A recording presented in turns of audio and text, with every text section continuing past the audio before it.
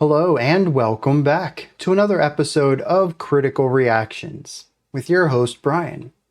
We're going to wrap up this week with some brand new music, this one from a group that we've actually had on the channel before, but we've never actually done a full reaction to. We have had them on live stream though twice.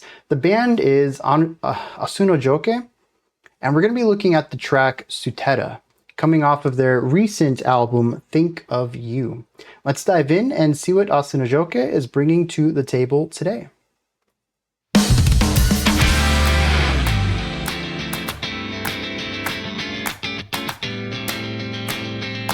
Very fun.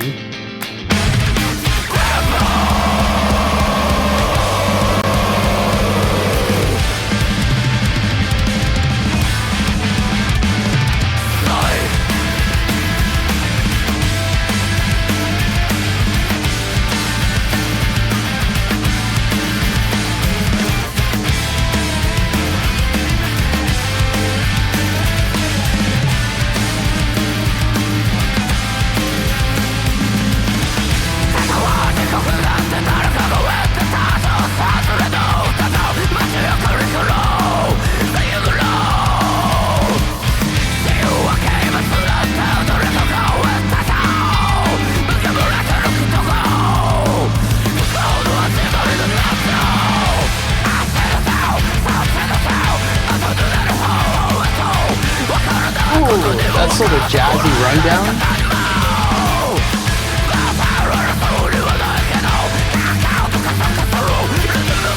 Very rhythmic vocal delivery on this too.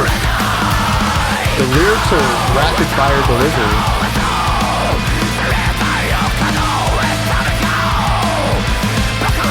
Tremolo over here.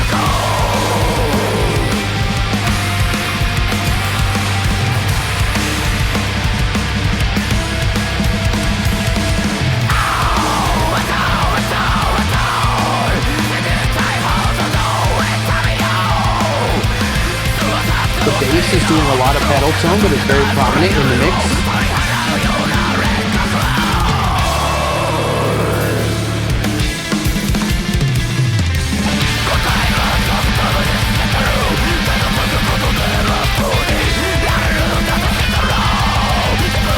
Alternating bass and snare on the drums, very black metal oriented.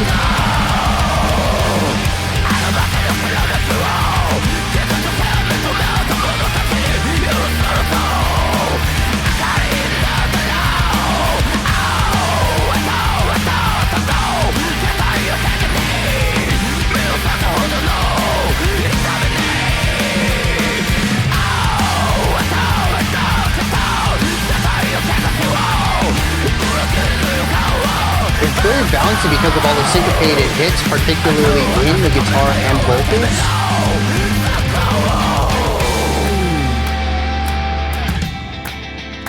Bringing the claps back.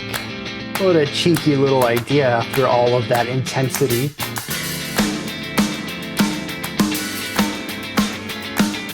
So fun.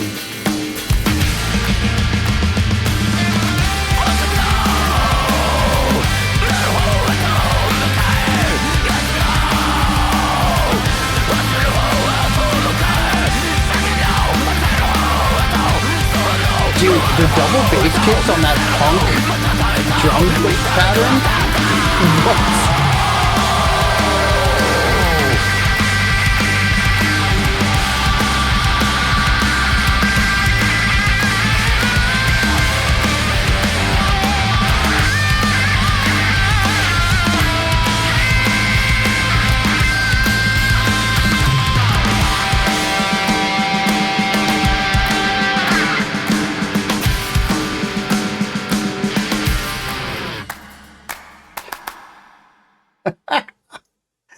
Oh, geez, wrapping the song up on the claps.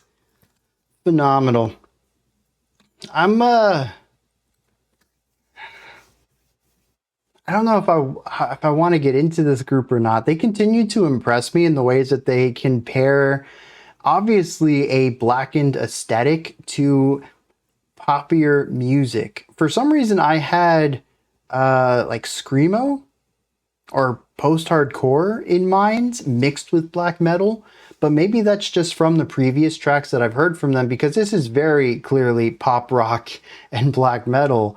And that's just such a wild combination. I mean, we have the claps, we have the overall emotional energy of this song, very bittersweet, wistful for the past, but hopeful for the future, which we're going to touch on. And yeah, I mean, just generally, when you listen to the bass and the guitar, you're getting pop rock. When you listen to the general pulse of the drums, you're getting pop rock. But when you listen to the intensity of everything, all of the layers, the tremolo picking, the alternating snare and bass that we had in the middle of the track, the vocals, you're getting a very Blackened aesthetic on top of a lot of this pop rock stuff. And that is a wild combination that shouldn't work, but somehow does.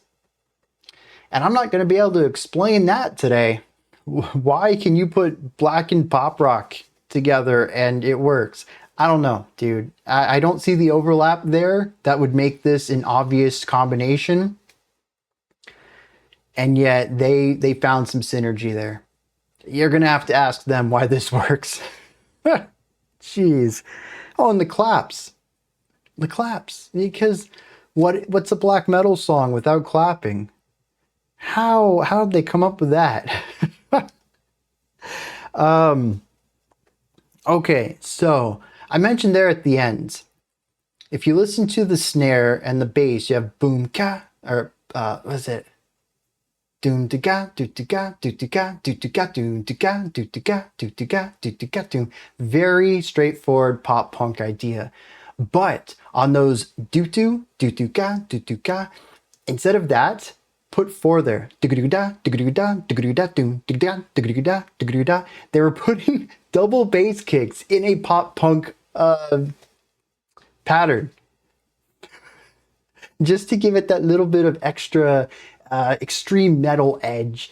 And it's kind of dumb, but it's kind of ingenious. I have to give them credit for it. I don't necessarily think it works. It feels disruptive, but the second and fourth hits there, the ones that are on the between the core kicks, they're kind of quieter.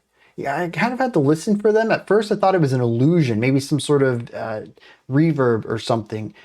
But no, I'm pretty sure that dude's just busting out 16th notes in that simple, straightforward, bouncy pop punk pattern. And that is one of those, it's just like the clapping against the screaming. Like, not every band can get away with it, but they did it so wonderfully and played it straight. I just have to give them props for it. It works. I don't know, dude. That really threw me off.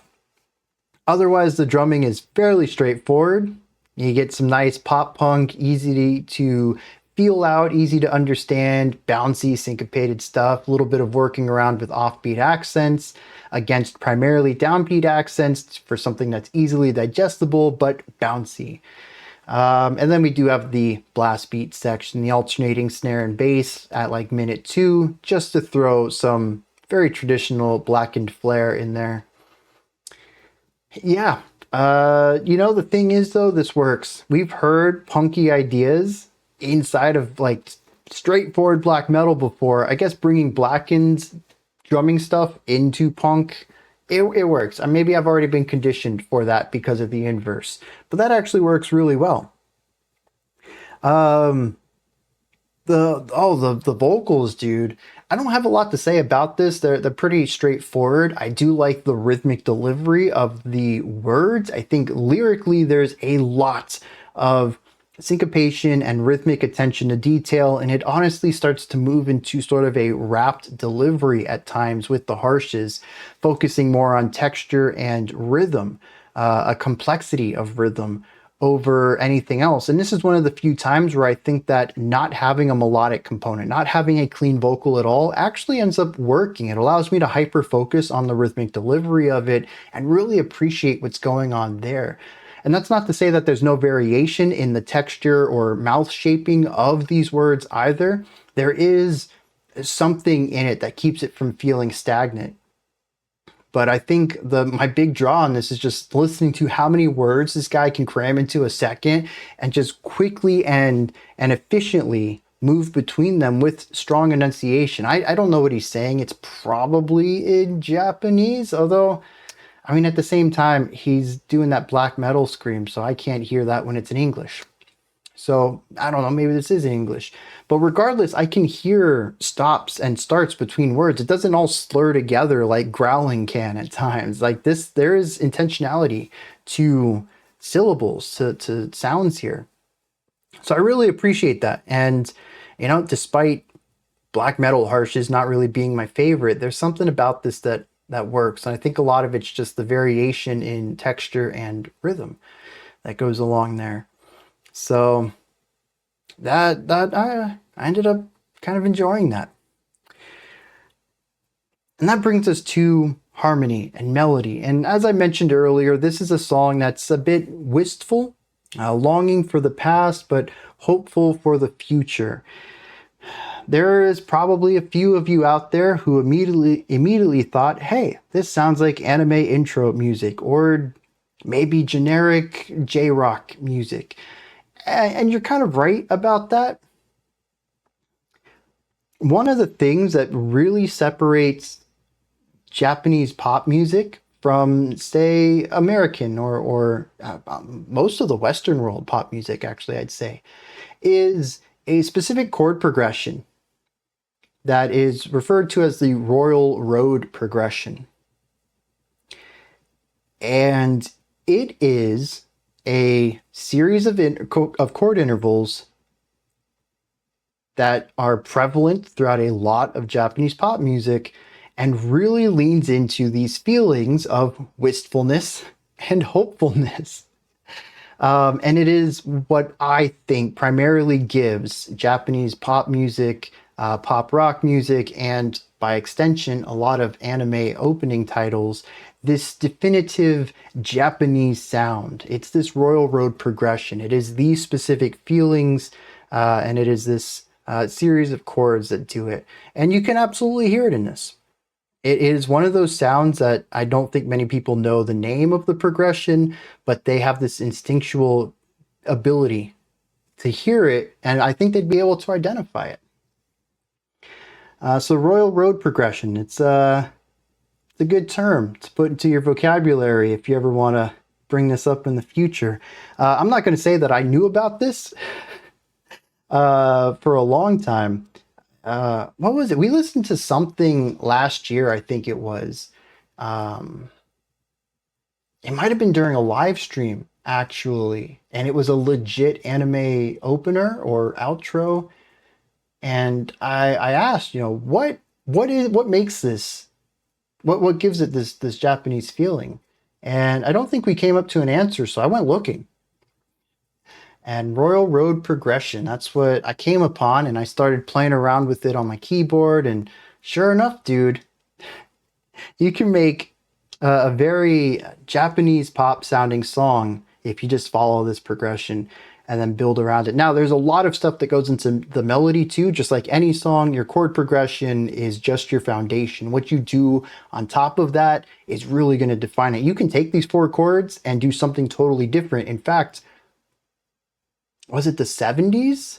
This progression was actually fairly popular in Western music. We just didn't write the same types of melodies that Japan is writing over them right now, which gave them a different flavor. But yeah, Royal Road progression, that will give you a pretty good foundation if you wanted to write something like this. And like I said, it's all over this song. This progression exists everywhere here.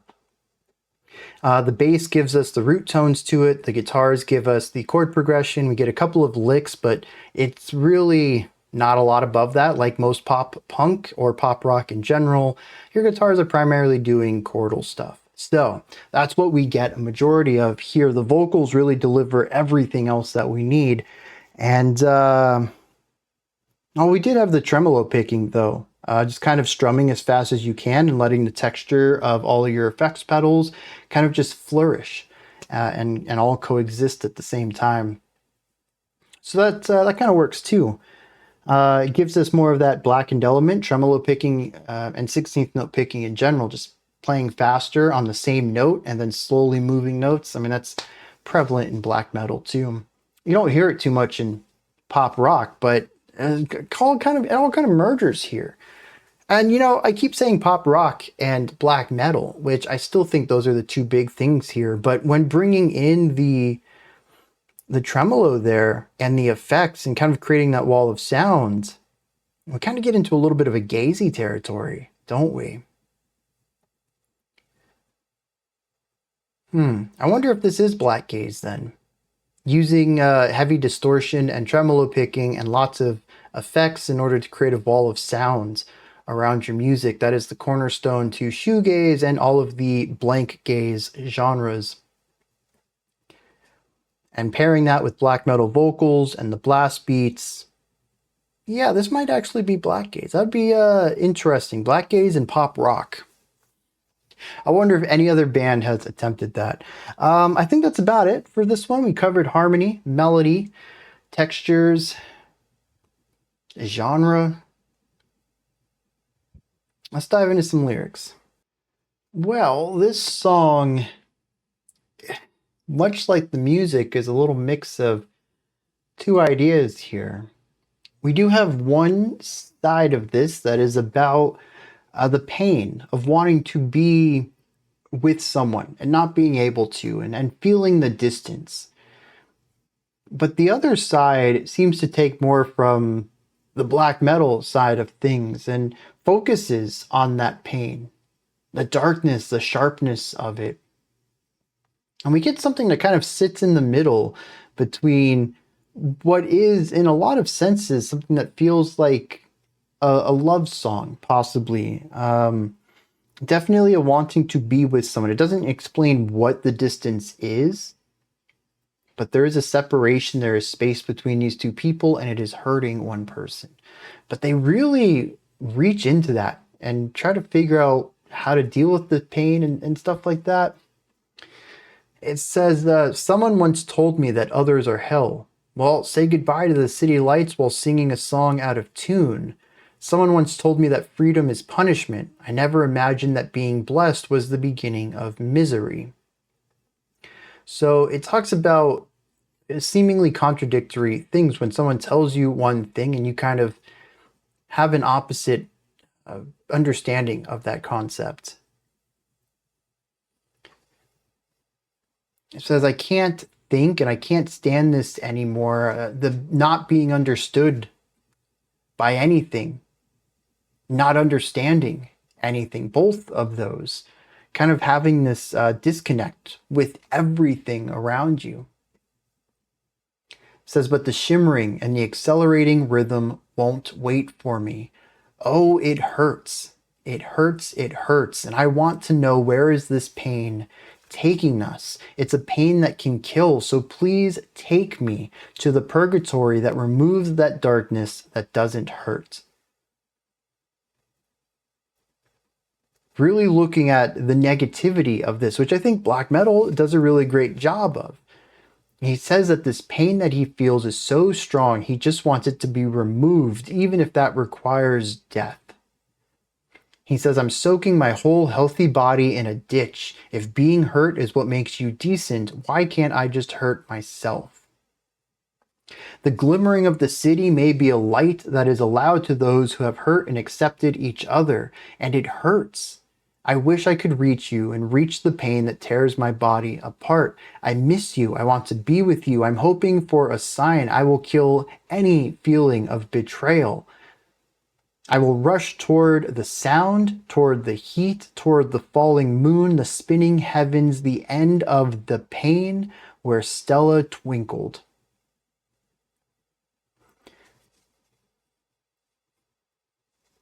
That is above and beyond. That is over dramatic on both perspectives here. Over dramatic on the the emo side of I miss you, I want to be with you, I would do anything for you, but also over dramatic on the pain of me missing you and focusing on just wanting to die. and all of this. It's a really interesting cross, not just musically between these two genres, but lyrically too. That's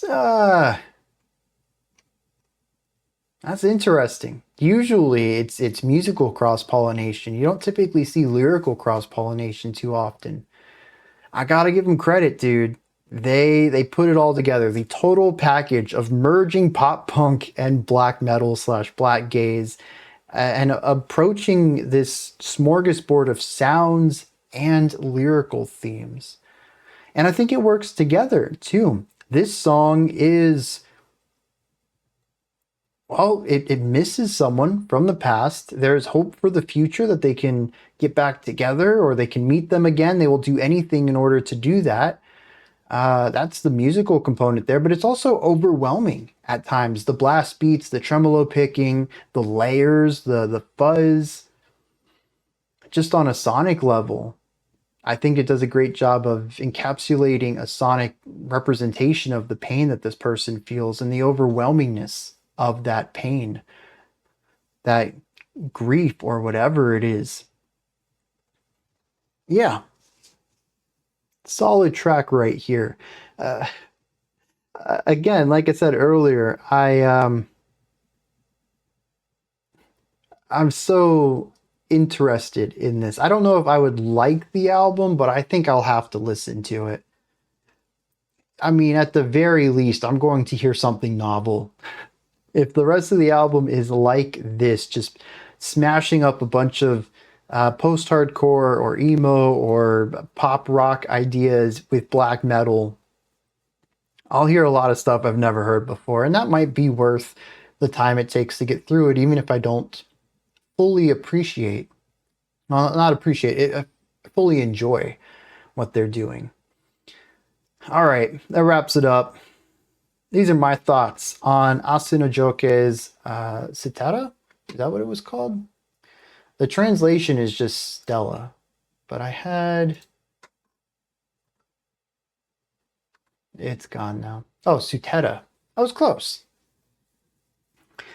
Let me know what you thought about it, though. If there's anything that stood out to you, anything you'd like to add on to what I said or correct me on, if there's a different interpretation or opinion or perspective that you have on it, please put all of that and any other thoughts you have down into the comments section. Above that, in the description box, you'll find a link to Linktree.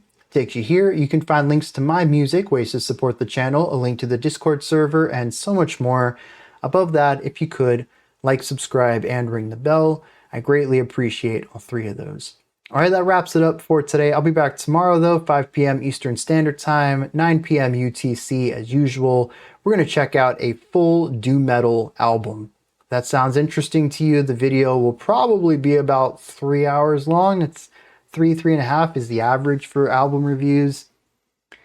You know, get excited for that. Check it out tomorrow. Put it in your schedule, your to-do list. Otherwise, there'll be the live stream on Sunday morning over on Twitch. And then Monday, we'll return with the typical reactions.